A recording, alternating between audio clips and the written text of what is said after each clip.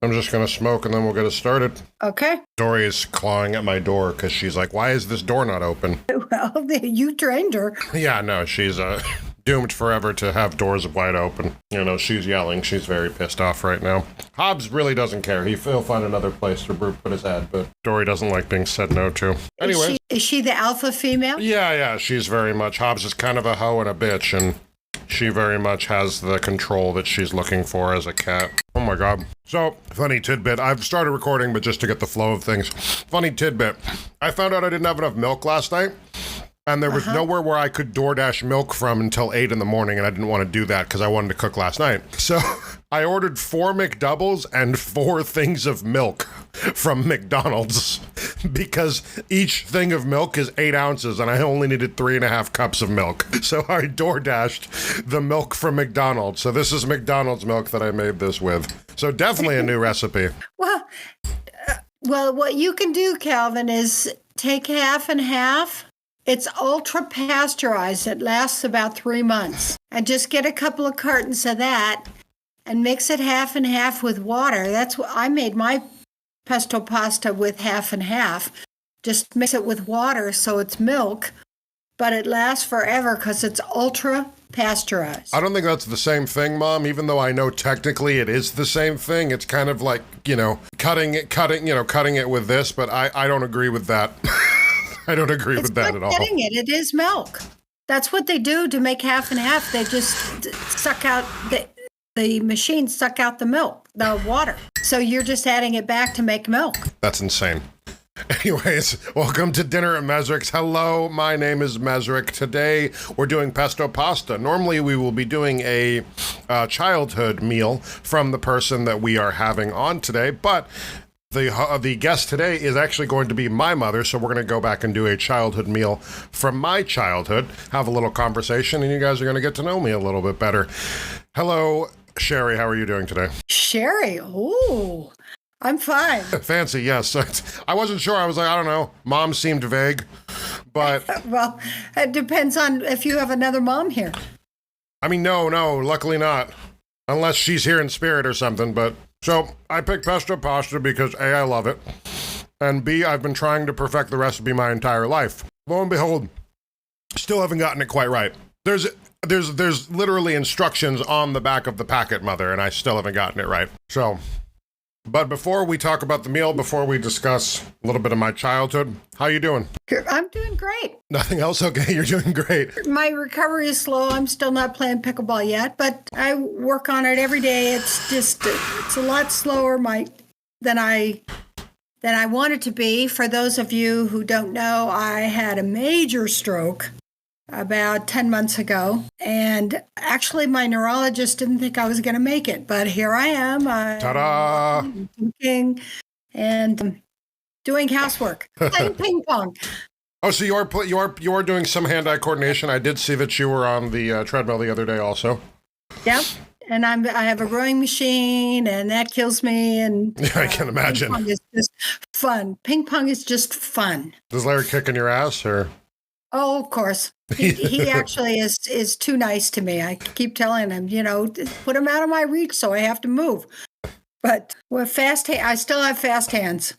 You always did. I mean, you played racquetball when I was a kid, and you've played pickleball up until recently. So, and racquetball's hard. I don't know. It kicked your ass back in the day. Oh well, my God, I never really got to where, instead of running around that square court, I never got to where I could anticipate where the ball was going to be and just go there. Yeah. Instead, I chased it. So speaking of eating, before we do get into this delicious meal, also eat. Make sure you're, mouthful of food, covering your mouth like we're at a dinner. We're right there. We're at the dinner table. We're at that old ass table. You still have the table, our dinner table where I grew up on. You still have the table, so. Yeah, I still do. But what have you eaten this week that just blew you away? Maybe a recipe that Larry tried, or maybe a restaurant you guys went to. Is there anything that just wowed you this week? I know you have changed your diet a little bit. You've been eating a little bit differently, but... Well, for those who don't know, my husband would have been a chef if they made any money. My husband, and he cooks most nights. And, he made the most fabulous pork chops. I have no idea what he put in. He has more seasonings, and anybody ought to have. I mean, they take up half of the pantry. So he made some pork chops this week that were really great. Oh, he made this steak. I get the filet. Part. There's one part of it that's filet. Yeah. And he eats the rest. And that was delicious. He just always is making something else great. So I'm very lucky that way. I'm maintaining my weight. I'm almost as low as I was in high school. So I'm maintaining. I feel like with the pork chops too, the pork chop is a good lean fat. I cooked pork chops. I breaded them and pan fried them, which I had never done before. And it's the greatest thing I've ever eaten. It had like 3 spices in it. I did just a little, like a mini dredge, where you just kind of flour it with the spices, So, oh man, I got to get Larry's recipe though, but it's probably a bunch of things I don't know.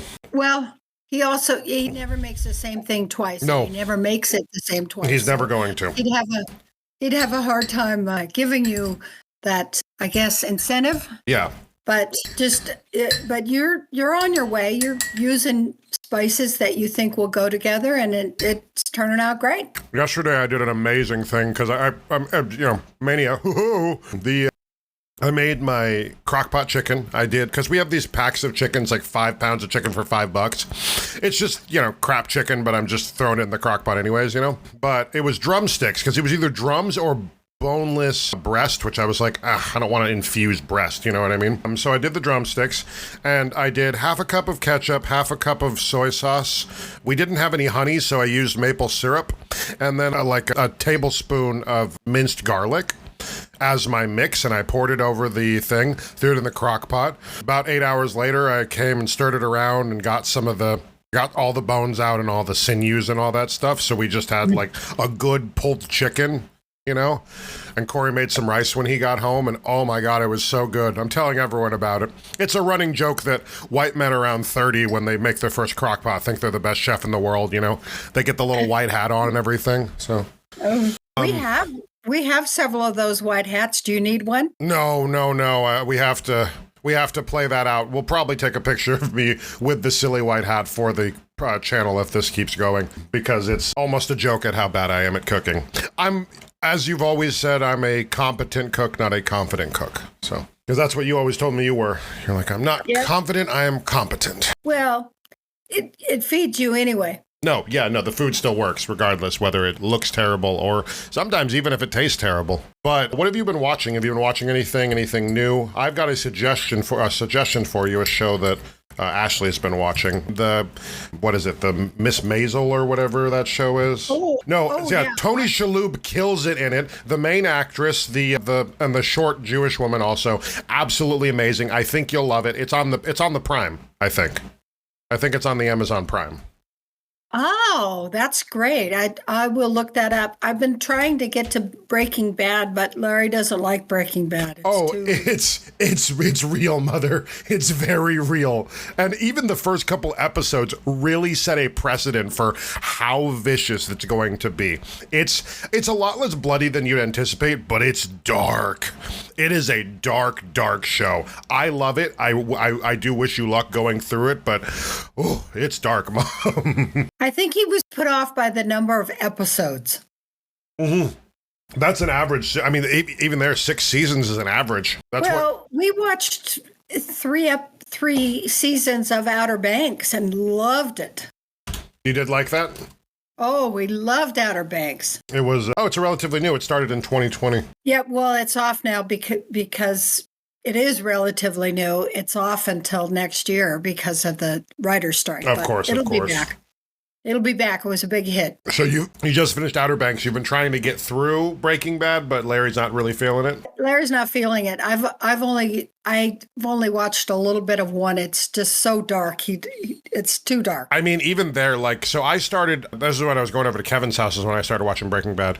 And I missed the first episode, which is kind of them explaining everything. The episode I started on was the one where he kidnaps someone and is holding them in his basement, and you're like, what is happening here? And it really does go from like, whoa, kooky comedy to wow, this man is crazy very quickly. Bryan Cranston is an amazing actor. Nobody could have played Heisenberg, the character that, I don't know, Mr. White. Nobody could play Mr. White like he could. So if you do get a chance to sneak it in one episode a day when Larry's, not paying attention or something, I would love for you to watch it, and I'd love to talk to you about it because it is a fascinating television show. Well, we watched 2 movies on Netflix that are sort of silly rom-coms with Jennifer Aniston and Adam Sandler. Oh, you watched those too? Yeah. What's that one? Murder, it's called something mystery. Murder mystery or something like that. Anyway. It is literally called Murder Mystery, yes. Yes, I believe it is. And it was worth it? Funny, it's quirky. And well, you've always been a fan of Adam Sandler, right? Yeah. I wouldn't say that you watched all his movies, but I don't know, Spanglish is one of my favorite movies. That's a good movie. Oh, yeah, I love that movie. It's a great movie. Mr. Deeds is also a good movie if you can get past the all right, we get it, you're Adam Sandler. Adam Sandler's always Adam Sandler. Even in these murder mysteries, Jennifer Aniston plays a good foil for him. She's like the straight man. I mean, she's not even aging though. If you look at her, she's just not aging, mother. I know that the rich have that pool of, baby blood or whatever they do, but she's not aging, dude. So many of these stars aren't aging, and I feel like, I look at me, I'm like, wow, I feel like I've aged in the 20 years I've been watching them. In the last 5 years, I do finish off the pleasantries with one thing. Who's your worst person of the week award? Everyone's always really positive, hero of the week and all that. Hell no. I want someone that inconvenienced you at line at Starbucks, or somebody that cut you off that you specifically remember what kind of car they're driving. Who was the worst person of the week award for you? Well, I will tell this long saga in a short way. Okay. When we bought our car. Yes. New car? It's a used car. It's a Genesis. Yeah. And it's a used car. It's a luxury car, very sporty, but it also had a reclaimed title. So anything that we needed to be fixed, they were supposed to fix when we bought it. Yes. Had a rattle, which turned out to be the motor mounts, which they have to pull the engine to fix. They've been fighting us for a long time about fixing it. And we bought the extra insurance to fix anything. Yeah. And they said that it wasn't their job. And Larry just worked with them. All right, supervisor, all that, they're going to fix it. It's, I don't know, probably be a couple of $1,000s, and they're going to fix it for free. So that is the bad people of the week. Still positive somehow, Mother. Still positive somehow. I mean, no, but Larry will get him. He always does. I think he's a magician. He just kept working with them and being nice. Yeah, instead of just being like, you sons of bitches or whatever the hell. You can call and yell every day, but they're just going to put you on hold. Well, we said it from day one. We said there's a rattle that needs to be fixed. Yeah. And when it turned out to be the motor mounts, it was like, whoa. But if you're just nice to people, they'll usually do the right thing. But in this case, it's several $1,000s, so that's a big deal. Well, I remember Franz, our old guy. One time I drove to him because I was having issues with it was right at the end of the thing, right after we had changed the brakes. It was right as the injector was plugging, and he wasn't 100% sure what it was. But he drove up, he goes, rev the engine twice, and I revved it twice, and he goes, okay, hands me $20. He goes, there's a Mexican food shop down the road, come back in 30 minutes. And I was like, I don't have any money. And he's like, yeah, it's fine. Your parents have been more than fine just on me. He fixed it, got a couple more months of experience, got a couple more months out of the car, and then we ended up selling it. But no, it was one of those things that I look back and I was so hooked up with all of the car work that I needed done that I don't trust anyone with vehicles now. You know what I mean? I don't have a car right now, but even there, I had Franz, and then I had an Asian dude in, I don't remember the dude's name. I couldn't tell you the dude's name, but in San Francisco that Lorraine hooked me up with. He did a bunch of shit for free, or he did a bunch of shit that's this kid can't afford what I need to do, so I'm going to make it in his price range so that he can afford it. So I always got really hooked up with car work, so I feel really bad for people when they have to go through car shit because we had the best, hope Franz is still kicking, and if he's not, hope he's fixing diesels up in heaven, you know? Well, for you ladies out there, a good mechanic is way more important than a good hairdresser. Really? Oh yeah. There's no service person in your life as important as a good mechanic and a fair mechanic. Okay. I didn't even think about that. Come to think of it.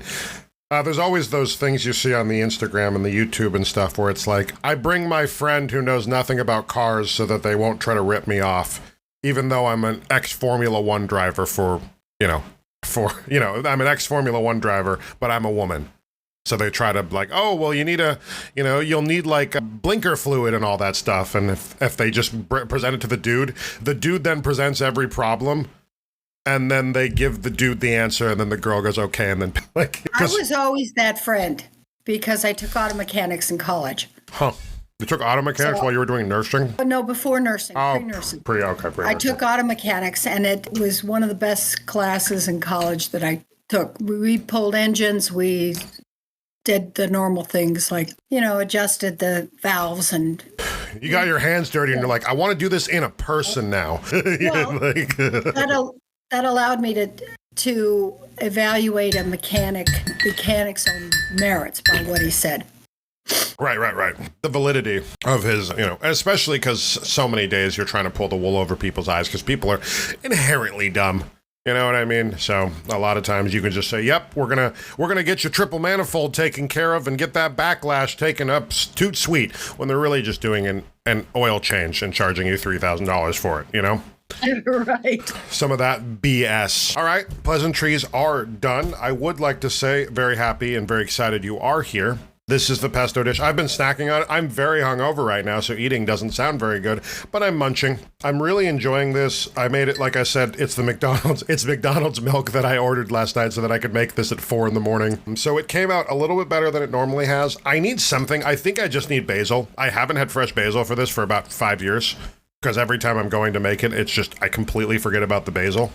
So that's really what it's missing. This meal was it's a comfort meal. It's a comfort thing when I'm like, okay, I don't want to make anything. I don't want to do anything. This meal I can eat for a couple days and not really, it brings me pleasure. You know what I mean? I can throw anything into this, hot dogs, chicken, beef, whatever I want. It mixes into here. So why did you start making this meal? Where did you find it? Because it did pop out of nowhere. Because it used to be like we had a fried rice thing going. And like sometimes Mexican food or whatever, but most of the time you cooked at home. But then pesto pasta got into the rotation. Like, why did you start making this? What does it mean to you? Well, before we do that, I want to give you one tip, and that is we don't always have fresh basil. It doesn't last very long. And the real plants just die here in Vegas. I can imagine. Yeah, they do. It's too dry. But we found this jar of basil at, of all places, Ross, and it's just pesto in a jar. It's just pesto basil? Yeah, it's just pesto. We do have a lot of jarred pestos, but I don't like any of them because I don't trust the like concentrate. Because I feel like it's like the fucking Kool-Aid of pesto. I don't want this hyper concentrated crap, Well, the packages have basil in them, but it's not enough. It's not. So this jar was just the right. I needed to add more, but it's just right when you don't have basil in the house and you don't want to go get it. Yeah. So that will be around, and I'll try to use it up as fast as I can. Okay. It's just one of those things I always like, I got to get basil before I leave, and then I don't go through the produce department, and I just burn out. And then I'm home and I'm like, God damn it, every time. I think this recipe became part of our rotation because I had it at a restaurant. I always ordered pasta at a restaurant because I didn't make it very often because there was just too many pans to wash. Yeah. But I had it at a restaurant. It said, this isn't hard to make. So I started looking for pesto in a package or a jar. Mm-hmm. I didn't like any of the jars, but the packages from Knorr, Knorr, are really good. You need to add some garlic, add some basil if you have it, but if you don't, they're good the way they are. You need at least 2 packages, and then you'll have plenty of leftovers. But I have a whole mixing bowl full of pasta right now. So...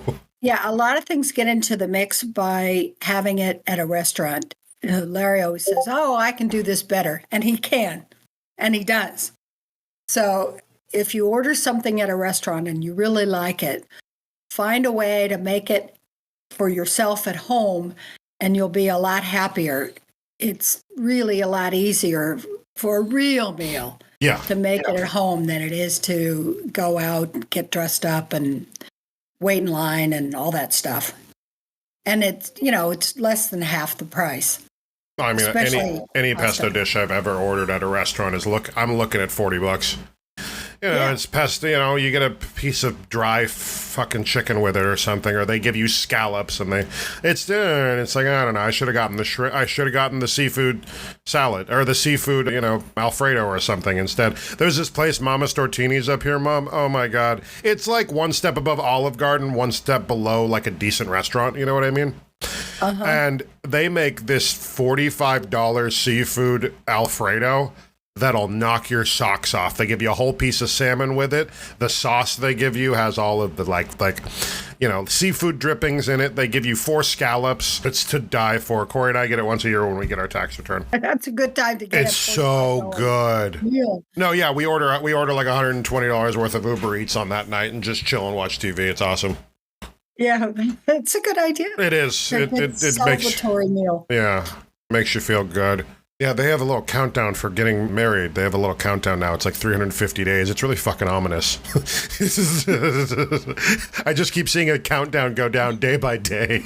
It just seems really ominous to me. But so we started doing this because you went to a restaurant and you're like, well, I could do this. This is like a childhood meal. This is up there with like apple pancakes from Larry.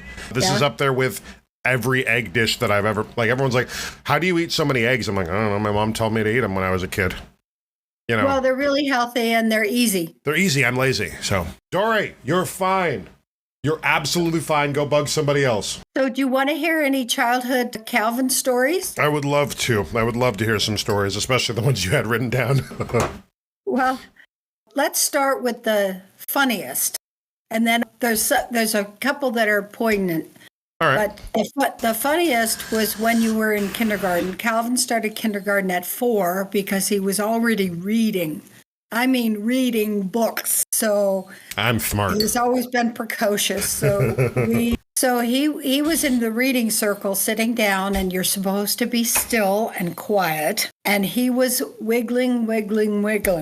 And his favorite teacher, you remember her, Calvin? Vaguely, I do actually remember her. And she said, Calvin, why are you wiggling so much during story time? And you stood up and you put both hands flat, either side of your crotch. And you said, because it's too big. And it won't go down. You clearly had a hard on. And the class didn't know what to do. And your teacher said, I'll be back in a minute. And everybody wondered what, some saltpeter or something, what was she going to get? Because she went out of the room and she sat down in the chair outside of the room and laughed her ass off.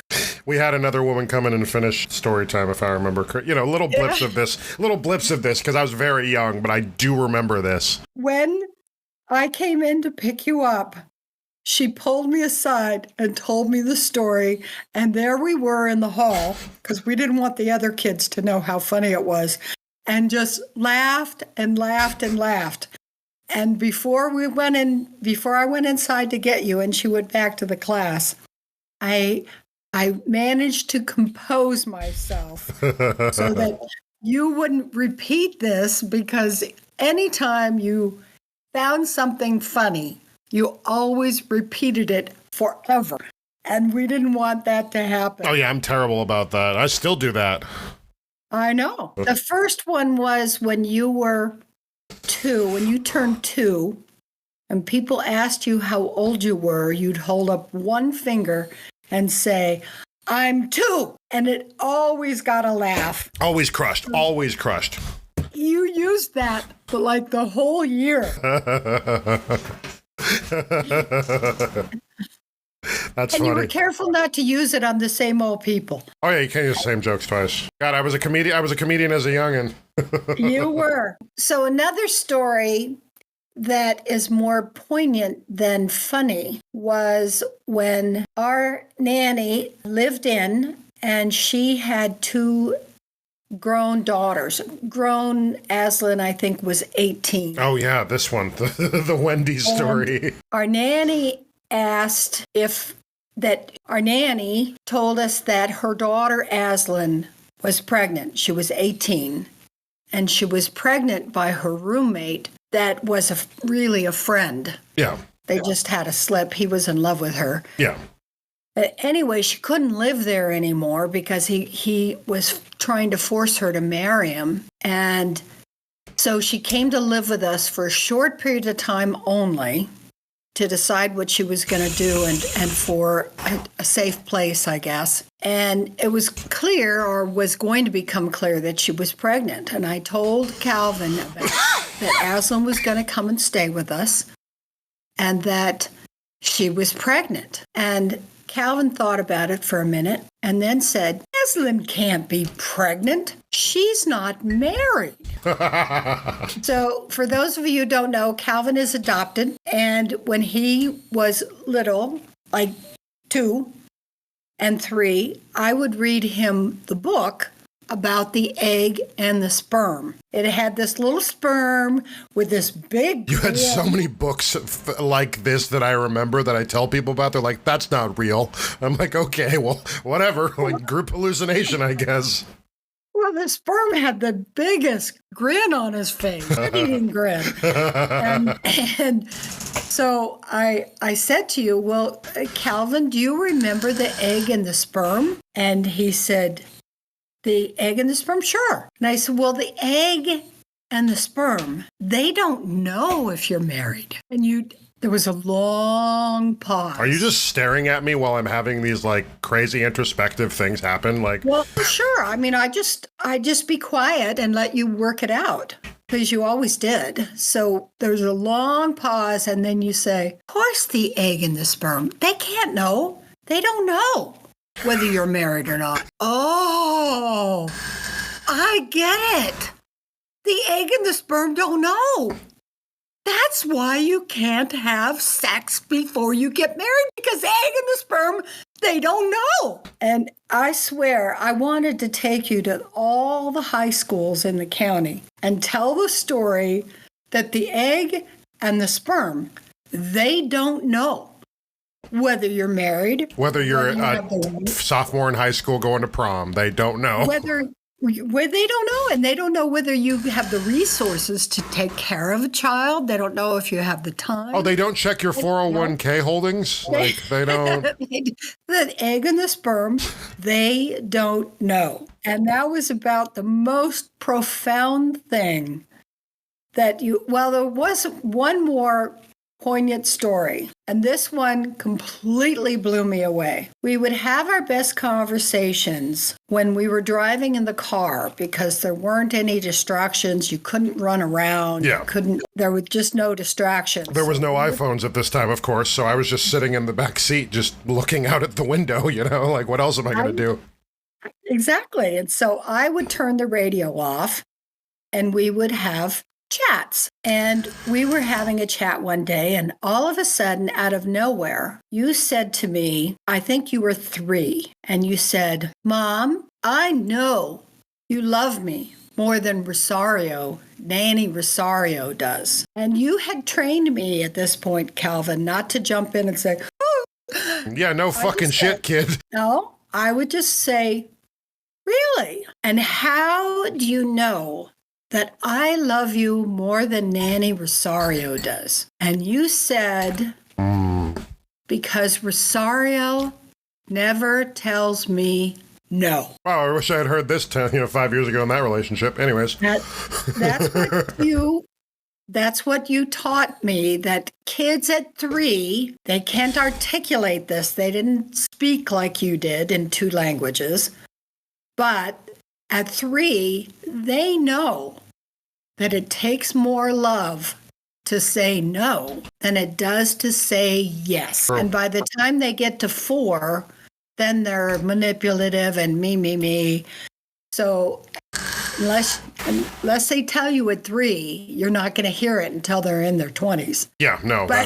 But that's what you said, because Rosario never tells me no. Speaking of the car, I remember one story. You tell it a lot. Not a lot. You told it a lot when I was a kid. We were driving home from Hawaii.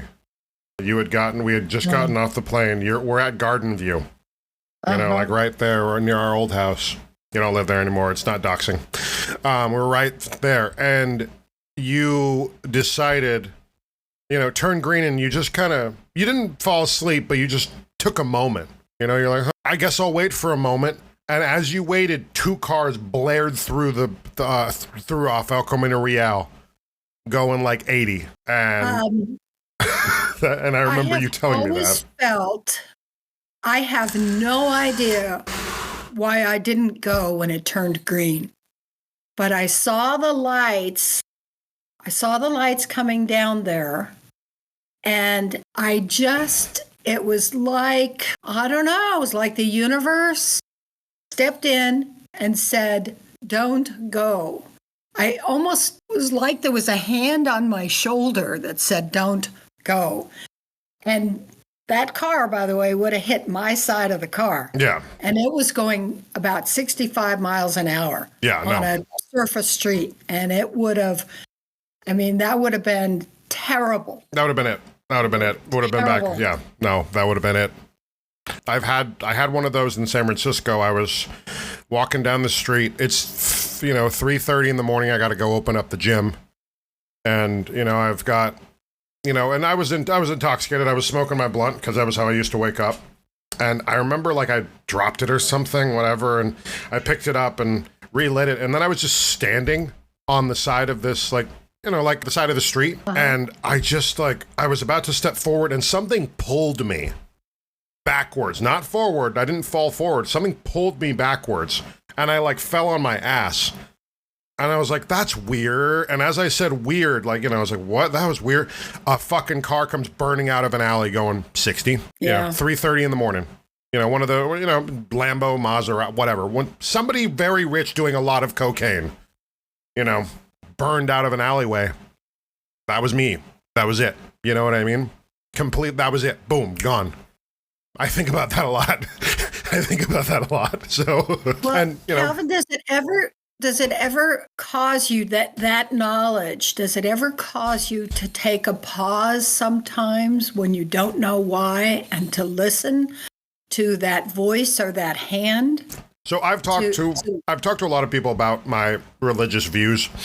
When Mormons come to my door, I tell them that I use my Bible as a place to hold my bong. It offends them. It's very funny. But when it comes to my personal relationship with God, I've had 4 burning bush moments. I'm either the luckiest human being in the world or something is keeping me alive.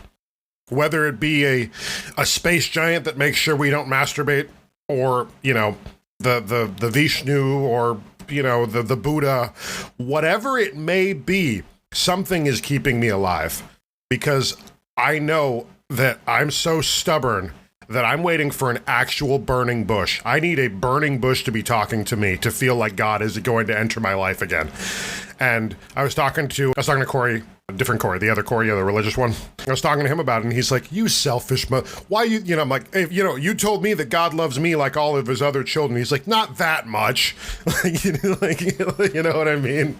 But so that's kind of where I'm at. And when those things do happen to me, especially when I think back of all the luck and all the lucky streaks I've had, I am the luckiest human being in the world. There's no explanation, or God has a higher purpose for me. Maybe I'm supposed to return to the church when I'm 40 or something. Maybe I'll meet a cute religious girl and she'll be really hot. And we can, do the other things that entail from marriage. And maybe I can also be a God-fearing man. Who fucking knows? But no, remember what I always say. Man made religion. God made everything else. You've never said that, but I like that quote. Religion is man-made. Spirituality is not. Well, I'm definitely spiritual outside of like the, hey, God, it's me, Calvin. If you could figure out this whole eviction situation, that would be great. Calling on you. Don't ask you for much. Jesus fucking Christ, help me. You know, outside of like that kind of reach out for the prayer, if you could call it that. And once in a blue moon, I'll hit prayer before food, because if it's a bomb looking meal, I'm going to thank God for that one. That's pretty cool. I'm also about to spend $150 on 2 entrees, so I'm going to pray before. Well, be sure that you balance your request for help with gratitude. I am so gracious, and then I get fucking egotistical, and I get all up in my shit, and then I remember I'm blessed. I'm not infallible. I'm not omnipotent. I'm not a deific entity. I'm just blessed with a T, like I have been given so many, even the platform that we're currently on, Mom, all of the things that are being used today are from people in my communities. The computer, the microphone, the Discord server that you're in is somebody working 50 to 60 hours on this to make sure it's perfect. Like, all of these tools are just the burning bush of God being like, do what you're good at, you stupid piece of shit. Like, for fuck's sake, just make the podcast. No one's stopping me, and everyone's afraid of me, Mom. Oh, I keep telling people that the Landmark Forum's a cult. It is. We can argue about it another time. No, it is. Okay, cool. All right. Dad and Irene told me not, and I was like, okay, you're in the cult then. Yeah, you're part of the cult. But no, I explained to, I don't remember who I was talking to. I think I explained to my editor, like, why I'm so weirdly egotistical, and I think so highly of myself. He's like, where do you get that confidence? I'm like, somebody told me something a long time ago, and I took it out of context completely. Because we were supposed to get broken down by that exercise, correct? It was supposed to break us down and build us up. It only fucking built me up. I learned that everyone in the world is afraid of me. That's what that exercise taught me. And I learned that everyone else in the world, even adults, are afraid of a 16-year-old. That's amazing. That's power you can't buy, Mom. Particularly difficult. So everybody had a right to be afraid of you. Yeah, I was particularly difficult. You're right. No question. I've been a nightmare for most of my life, yes, and some people are learning to tolerate me. My coworker looked at me the other day. I'm like, hey, thanks for dealing with me, guys. My coworker looks me dead in the eyes and goes, it's a lot of energy to do so. And sometimes he's not giving me that energy, and I don't force it on him. Sometimes I can kind of draw him in, but I'm a lot, and I'm very glad that I've been able to be a lot. But you also kind of taught me that as a kid. You're like, be yourself. Be you. Yeah, be unapologetically you. Because even as the first time I visited you in Las Vegas, I remember, I was like, hey, Mom, everyone thinks it's really fucking weird that I do X, Y, and Z.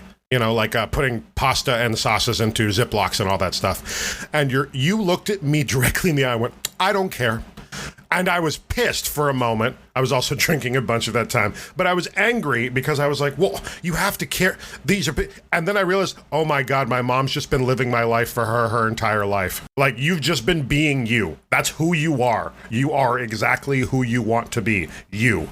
And I think that's crazy because a lot of people just try to, oh, I'm this wife, I'm that kind of wife, or I'm this kind of, lady, I'm that kind of lady. You've never been that. You've just been unapologetically you. So in my generation, that's a very powerful thing to be, because everybody wants to be something, but nobody wants to be themselves.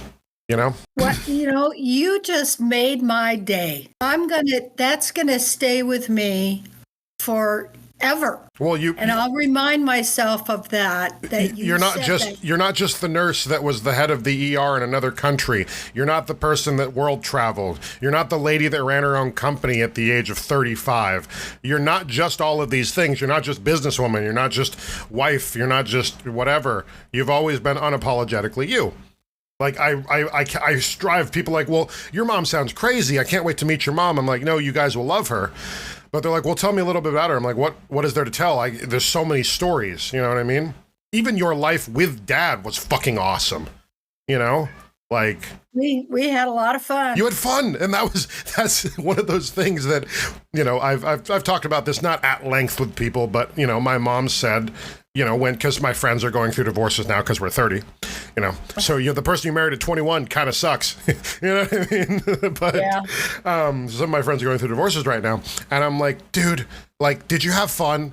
Because that was what I asked my mom, like, what was the thing that dragged you to my dad?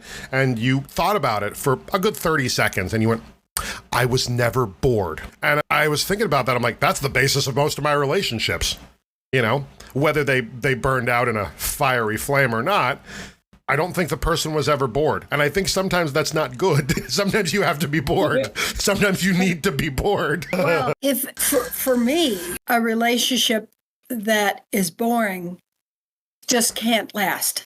But also not enough love in the world to make me stay in a relationship that's boring. Yeah, I mean, you have to admit, Larry's not boring either. There's nothing boring about that man. He's one of the most interesting people in the world. They're going to write a biography about his life someday. He is. 3 producers have asked him to write a book for a film. Yeah. And a lot of publishers have asked him to write a book. I think he eventually will, but he has more stories. They'd call it they'd call it like The Nevadan or something.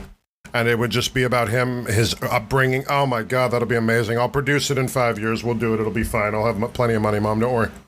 We're doing good. We're going to take off from this. We're going to be rich.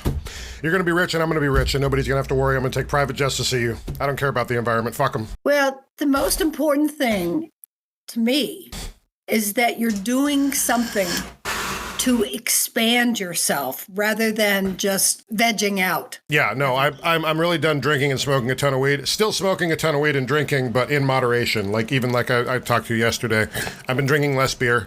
I'll get like a 6-pack, of the tall boys, the 16 ounces. I'll drink 2, maybe 3 maximum. Sometimes I look at the third one, I'm like, I might drink some water.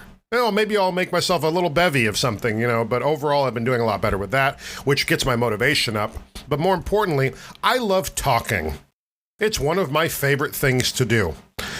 And I feel like people like listening to me because people get drawn in for some reason when I start talking. They listen, It's what you've always done best. Remember, at 2, you were talking in full sentences in 2 languages. I kind of screwed the pooch on that one, but well, you just decided it was too much work to speak Spanish. But, I always tell people that I was afraid. I always tell people that I was afraid to go back to because you knew that in the back of my head I was afraid to go back to the foster home, but I was just lazy. I've just been lazy my entire life. Well, you're still alive. I'm doing. I realized that the other day. I'm like, I'm still here. All right. And that's why I started doing these things more. I've been doing the other podcasts, which will come out in a little bit. These will probably be staggered, but I've really been enjoying this, and I haven't enjoyed doing something like this for a long time. Streaming was fun for a while, but it was a lot of drinking and drinking on stream, which I didn't like doing. I don't like doing now because I was just getting shitty, and then I would do worse in the game, and then I'd be upset. It was it's a fun side show, but you want it to come around once a year. You don't want it to be the television show you get excited for. You know what I mean? Like, I do. It's a one-off, so it's just one of those things. And I feel like this is a good push forward as far as that goes because, all we're really doing is drowning out the void, My generation, we have our headphones in all the time, Maybe this hour will be a little bit of a reprieve for somebody. Yeah, maybe somebody will hear this and listen to our vague description on, actually our vague debate on religion versus spirituality versus faith. That was another thing, I guess, if we could touch on that. Because you always said you have faith. Like, everyone's like, well, what were you raised? I was like, I was raised Presbyterian, whatever, but it was one of those things that, like, my mom prayed just because she had faith. I don't really think there was anything other than, like, a little bit of community help, because you and Larry don't go to church, right? Like, no. There's no, you pray once in a blue moon, maybe, but it was never a household of God, you know what I mean? But it was a spiritual house. I was able to explore my connection with God always, and I was able to explore, baby girl, you're good. Oh my God, she's clawing through the door. She's got a little hand, and I have the door cracked a little bit. She's got a little hand poking through. But you always said you had faith, and that was an important thing for me, because even while exploring Buddhism, when I was exploring that and exploring the spiritualism that I was doing when I was doing a bunch of drugs in San Francisco, I always came back to that thing of faith where something is propping me up, a primordial energy, or like I said earlier, a deific entity, not necessarily a space giant, but some sort of deific entity is there for both of us, And I feel like that's more important to have than, reading your Bible and everything, right? Well, yes. And I think the prayer or just having conversations, even though they're one-sided, they're not, because when you pray to God for something, let's say that you need help with something, sometimes it doesn't come. That just means the answer was no, or you got this. There was an answer there. It may not have been the one you were looking for, but sometimes the answer is, no, I don't think so. You got this. Yeah, no, when there is intervention, some sort of divine intervention, it's always like, buckle up, bitch. You know what I mean? If you're not ready for it, you're not ready for it. When I was doing my podcast to start off with, I was drinking a shit ton. I was not ready for the amount of effort that I had to put into it. For my other podcast, I'm reading the news, Mom. Like, I know it's silly stories that I would care about, but I'm reading the news. I'm looking at, different sources to teach my brain things that I can educate the world with, instead of just either keeping all the information stingy, like, look at how big my brain is, or just reading it and letting it go off into the ether, I want to recycle this information. I'm not necessarily reading the Wall Street Journal, understanding how the stock trade is affecting, I don't fucking know words, but I can't even make a good joke. But, I still don't understand any of the Wall Street Journal comics. I have to go through the explanation on them. But I'm learning. I'm trying to be smart, because I got this good brain up here. It expands you when you read, when you pay attention to things that are outside of you, but when you pay attention to other people with different opinions and take it in. You don't have to agree with them, but a considerate thing to do is to take it in and consider it. Try it on and see if it fits. If it doesn't fit, take it off. I thought you were so smart when I was a kid, because you knew all the Jeopardy, and you killed Teen Jeopardy, of course. We've joked about that. Teen Jeopardy. But so they might be doing some, just for the recording's sake, they might be doing a little bit of work outside the window. If you do hear it, just ignore it. Listen to my pretty, pretty voice. But you would always tell me, you'd always kill it at the answers, Wheel of Fortune, everything. And you were pretty up with the pop culture of Wheel of Fortune, weirdly enough, because you watch the Today Show. You've been watching the Today Show since I was a child. Or Kathy Lee and Hoda, or what was it? Who's the guy who wants to be a millionaire? Who's the guy who wants to be the guy who was the host of Who Wants to Be a Millionaire? He did it with the lady. Oh, you mean Regis. Regis,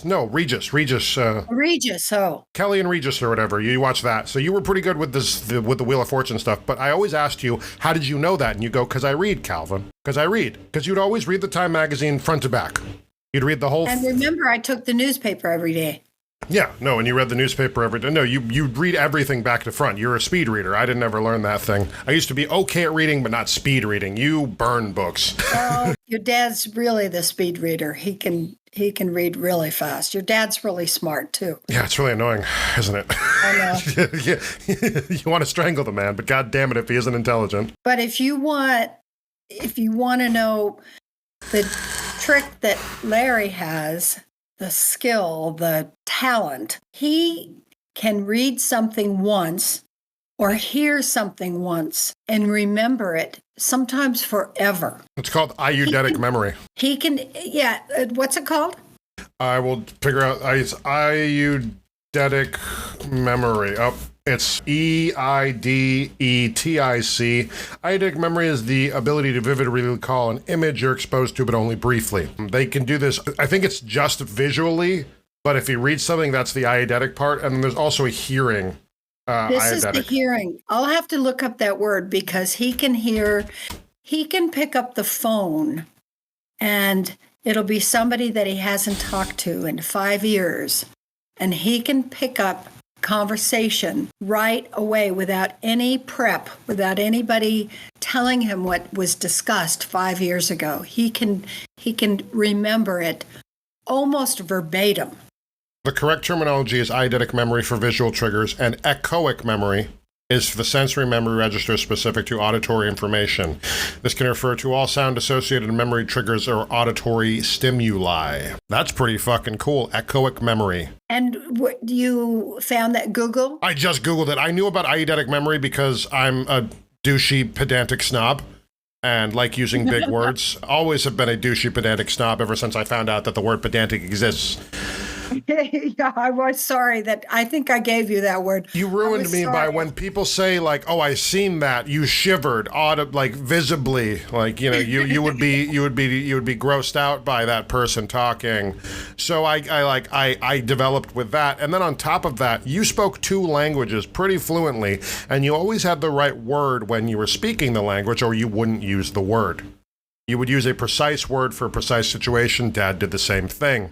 You guys picked your words very specifically, and as the Clive Owen quote from the movie Inside Man is, I choose my words very precisely, and I do not like to repeat myself. And I've kind of adopted that in my life. I will use the word. If you'd like me to explain the word, I will, but we're not stopping. The sentence is not stopping. This paragraph is not ending. We are moving forward. Well, you're getting better about scolding people. That shiver that I did was so that I would not scold people. That they might realize, they may or may not realize that they have just made such an error in grammar, it makes them seem stupid. And nobody wants to be stupid. And nobody wants to tell somebody that they sound stupid. And don't scold them. Dad, don't scold. Nope. I don't. Just ignore it. The same thing as the ladies in the Denver airport for you. The one about... the peanuts, yeah. Yes. I tell that story probably once every 6 months. It's one of my favorite stories. Them be cashews. Them weren't no ordinary peanuts. Them be cashews. God, the world is a beautiful place, Mom. I get to go on some planes in a couple weeks, so. Yeah, you're going to Virginia. Is there something in particular you're looking forward to? Just breathing. I haven't gotten a chance to ever meet these people, like in real life. I mean, I know I'm going with Austin, but I haven't had a chance to meet these people in real life, so it'll be really fun. And I'm not holding myself to any expectation. I think I'm just going to hang out with my friends for a week. You know, they have a whole meal. They have a whole meal thing planned. Like we have who's making dinner what night and what dinner's being made. We got a whole menu. It's going to be awesome. Oh, you're going to the Outer Banks, right? I guess. Yes, it does tie in with your television show, I guess. We're going to, somewhere in Virginia. Well, watch a little bit of Outer Banks before you go there. Because one of the characters in Outer Banks are the Outer Banks themselves. Okay. It's really a prominent character. I have to buy a pair of shorts because I don't own a pair of shorts. I've never bought a pair of shorts. Ross. Yeah, I know. Or Amazon. I just bought. No, I don't actually know. I have to figure it out because I'm losing weight, and also, Mom, I'm down to a 9 in shoes. I'm down to a 9. It's amazing what happens when you don't drink. No, even there, Mom, even when I wasn't drinking a lot and I was working at the restaurant stuff, I was still a 10 in shoes. I think it was the NOS or something, my sodium intake or something stupid, because I just got a new pair of shoes from Ross, $20. Thank you very much. They're a little uncomfortable and I might end up trading them out, but I only spent $20 on them, so I don't really care. They're not going to be good for the rain because they have holes everywhere. They breathe really well. I'm getting them worked in. Great shoes, surprisingly, But I realized that the 9.5 was still too long, so I had to get the 9s. Because I'm down from a 10.5, Mom. I bought 10.5s when I was in 8th grade, Wow. Well, different shoe sizes are different as well. Yeah, so I might be a 9.5 in like a skate shoe because of the padding or something, I'm not sure. But I haven't really, I don't have a shoe company that I really care about. I don't buy, I only buy Adidas or something, so. I also don't buy much clothing. I gotta start doing that. I gotta go through and Goodwill some of my shit. My Friday shirt's finally got too many holes in it. My Johnny Boo shirt's absolutely fucked. It's got nipple holes, and I'm so sad. All of these old cool Comic-Con t-shirts that I should have kept safe, I did not. I just decided to wear them. Well, it's too bad you're not coming to Vegas before you go to Virginia. Yeah, that's fine. I'll go shopping and get you some nicer clothes. Yeah, I'm 31. I should be able to do my own shopping. I know, but still, but you don't. You don't like to shop. I hate shopping. Understand that. Oh God, I don't like to shop either. My friend wanted to go into Ross the other day, and I was like, oh, I need new shoes, but I don't even want to go in there. And then we went into Bath and Body Works, and it was just like, that was like 2 errands, and I was just dreading it for some reason. No idea why. I don't like idle standing, even though I like idle sitting. I hate idle standing, especially in public. I've developed like moderate agoraphobia, or like, you know, like, I don't know if it's going to be the right word, maybe just generalized anxiety. But I don't really like going outside anymore. I'm going back to kickboxing tomorrow. I finally paid off that ridiculous debt that I owed them from not going for 2 months, and now I'm going back. So, well, yeah, go. The kickboxing is wonderful. It was really good. It was really good for me too mentally. I was doing really good, and especially with the strides that I'm making for my mental health recently. I'm cooking more, working on my podcast, you know, not playing Destiny for 9 hours a day. Some days, yeah, I'll play for 9 hours, but I'm not doing it every single day, you know. It's not 8 hours of gaming, 8 hours of sleep, and 8 hours of work, you know? Just a black hole into which you pour your time. Oh, and then, then the drinking and smoking. And so you're spending money while you're doing that, even though it's not an activity where you're hypothetically spending money. So money is just flying out the window, you know? Mm-hmm. So it's... Well, Calvin, I hate to say it, but it sounds like you're adulting here from time to time. Yeah, trying my damnedest. Yeah. Well, it sounds like things that, because of the changes that you've made, that things are going well for you. I feel better a lot. My mood swings, still can't figure out the not spending money while manic thing, but the depression, I'm learning to see it, and I spend time with myself, watching movies and kind of dating myself for that period of time, you know? Spending time loving myself instead of seeking out the love of others. And then sometimes when I'm very low, I will go out and reach out to those people. And maybe I'll do a stream and, you know, have some fun. And, you know, maybe I'll get a little shitty, but it's one of those things that I have control over it now. It's not just slap in the face, here you go, you know? I feel like I'm getting a hold of it more so than letting it run rampant and seeing what fucking happens, you know? If you let a crocodile, or if you let, you know, like in Florida, they have that issue with drug dealers getting exotic animals and then letting them loose into the wild because they can't keep track of them. That's kind of my bipolar disorder. I was just letting it loose, and it would be fine. We could probably suppress it. But the amount of bong loads and weed smoke and shots of alcohol it takes to suppress that and not have the negative side effects of exacerbating it is a phenomenally small line to be walking down.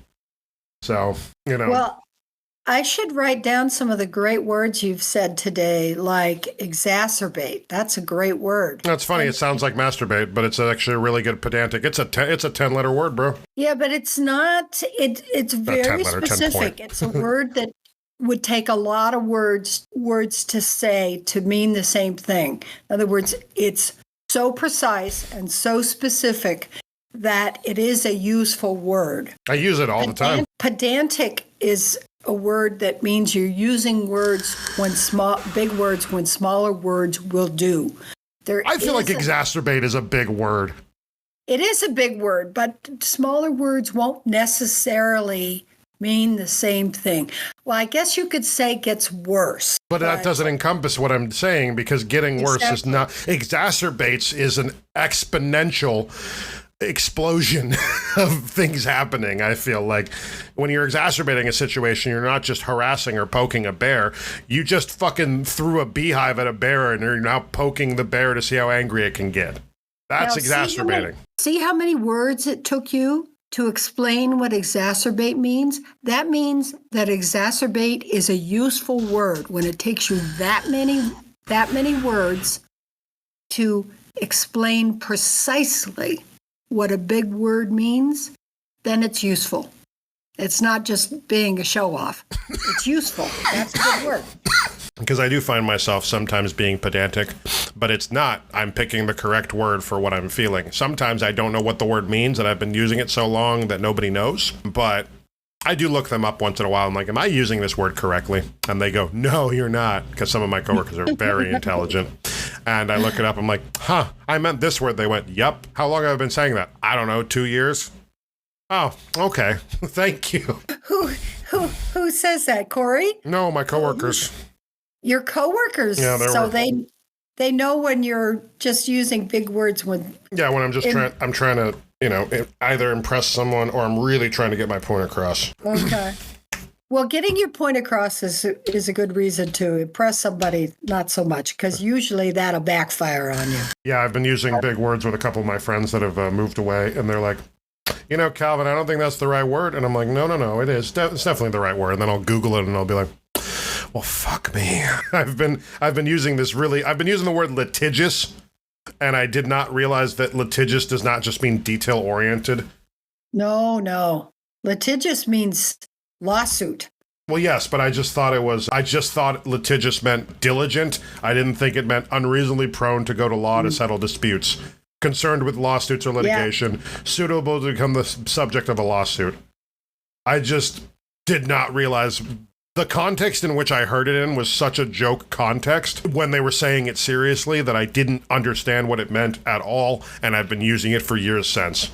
And I Googled it 6 months ago and went, wow, I sound like a fucking douchebag. Well, think about California is a litigious state. Oh yeah, no, they jumped the gun. There are more attorneys in California than there are in France and Japan combined. Los Angeles, baby.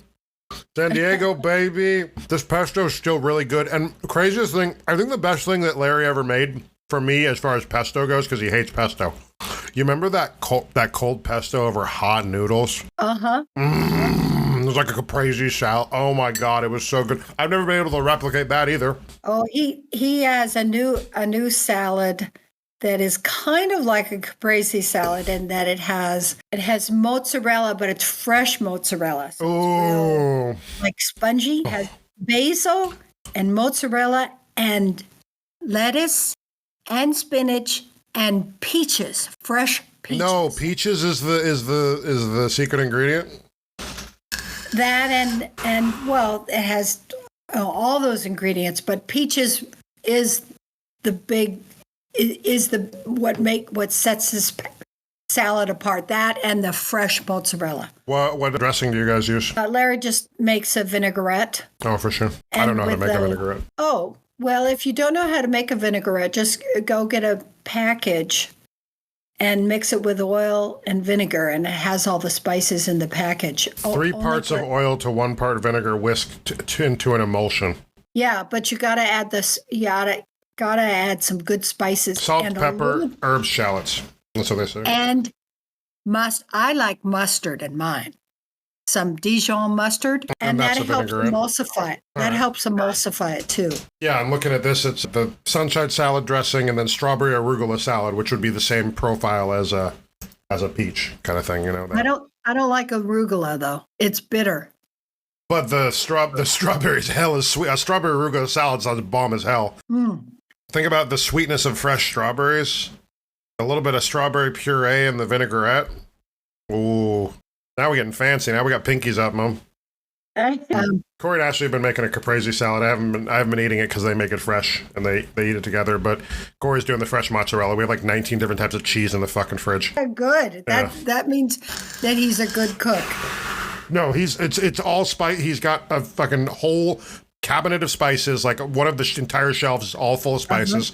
And I was talking to Ashley about this. She's like, yeah, every time we go to the store, he's like, 1 for me, 1 for you. And he's like, no, we don't need more spice. He's like, no, it's on sale. And he's just filled. Yeah. So it's just cheese and spices. We have a relatively stocked fridge. They've been cooking a lot more. I'm trying to help cooking a little bit more.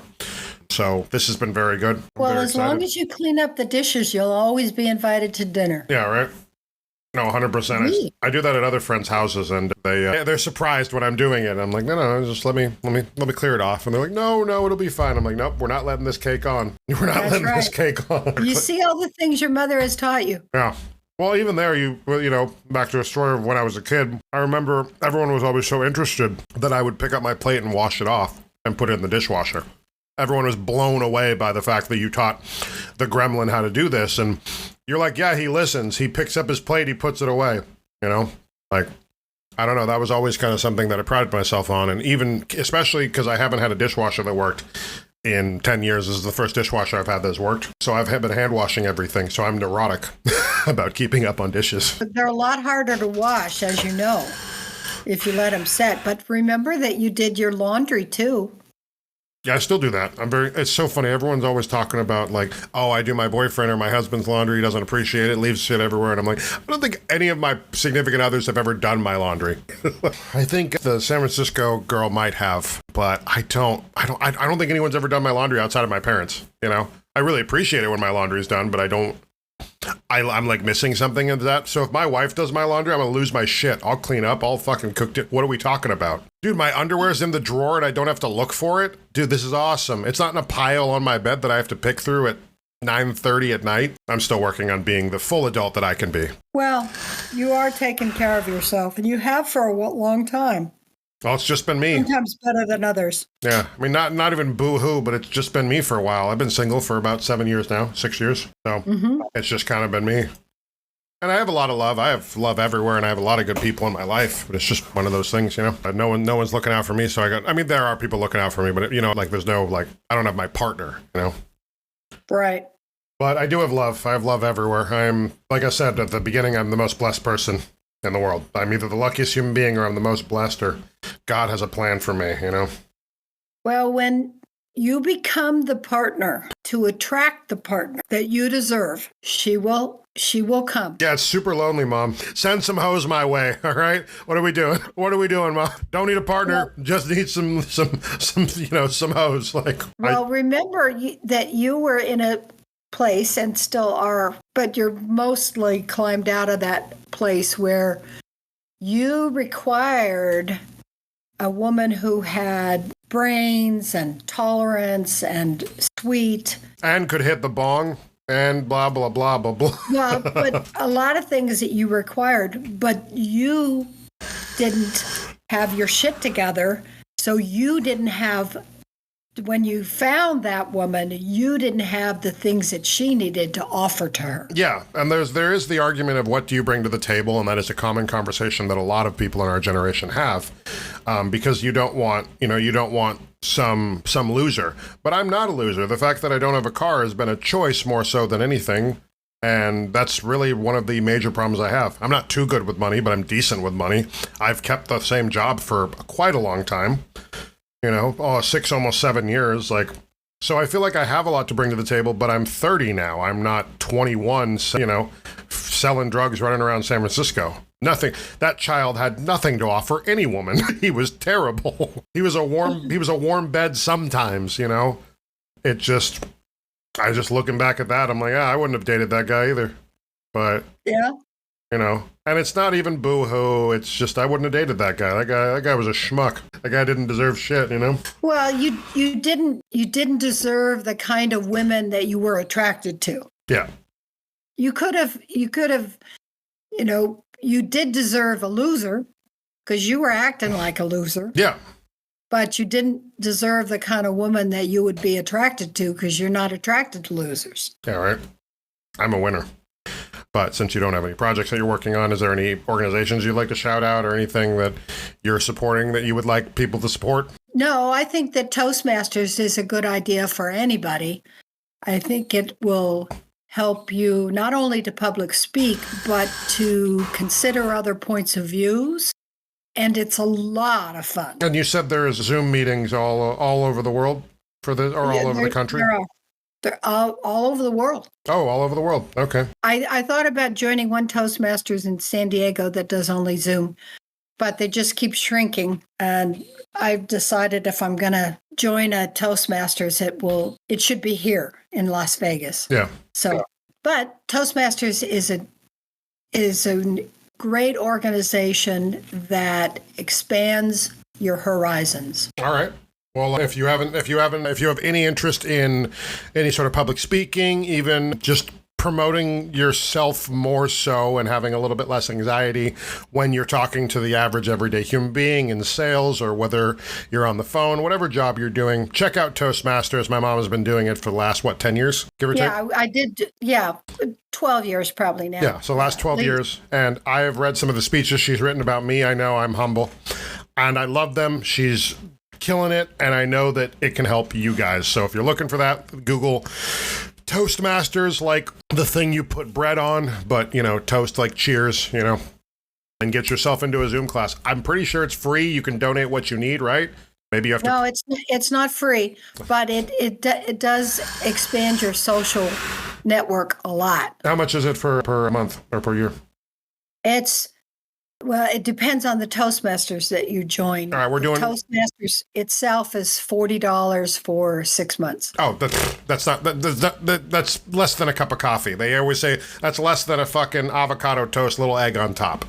All right. Oh, it's less than anything. Yeah, it's and then that the local Toastmasters, whichever club you join, will have their fees for the venue or whatever as well. Worst case scenario, it's less than a cup of coffee every fucking day.